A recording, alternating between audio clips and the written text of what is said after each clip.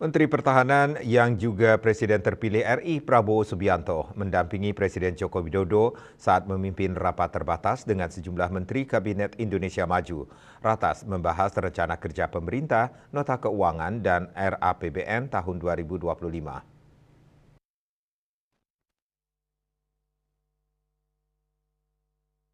Dalam rapat terbatas yang diselenggarakan di kantor Presiden Jakarta, Presiden Jokowi tampak duduk di tengah, kemudian diapit oleh Menhan Prabowo di sisi kanan, serta Menteri Sekretaris Negara Pratikno di sisi kiri.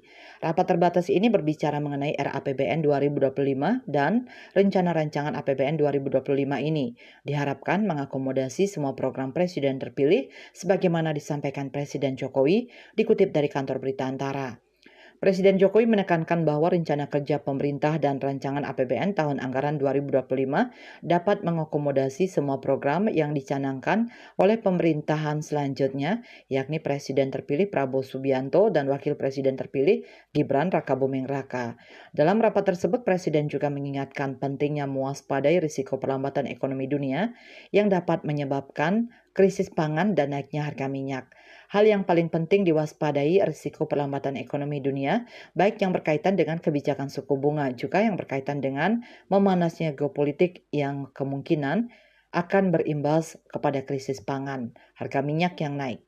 Presiden juga meminta agar rencana kerja pemerintah dapat mengoptimalkan langkah-langkah untuk peningkatan target penerimaan negara. Adapun turut hadir dalam rapat tersebut antara lain Menko Bidang Polhukam Hadi Cahyanto, Menko Bidang Perekonomian Airlangga Hartarto, Menko Bidang Pembangunan Manusia dan Kebudayaan Muhadjir Effendi, Menko Bidang Maritim dan Investasi Luhut Binsar Panjaitan. Kemudian Menteri Keuangan Sri Mulyani Indrawati, Menteri Perencanaan Pembangunan Nasional, Kepala Bappenas Suharto Monoarfa, Menteri Perhubungan Budi Karya Sumadi, Menteri Kesehatan Budi Gunadi Sadikin, Menteri Pertanian Andi Amran Sulaiman, Jaksa Agung ST Burhanuddin, Kapolri Jenderal Polisi Listio Sigit Prabowo, dan Panglima TNI Jenderal TNI Agus Subianto. Bali Post melaporkan.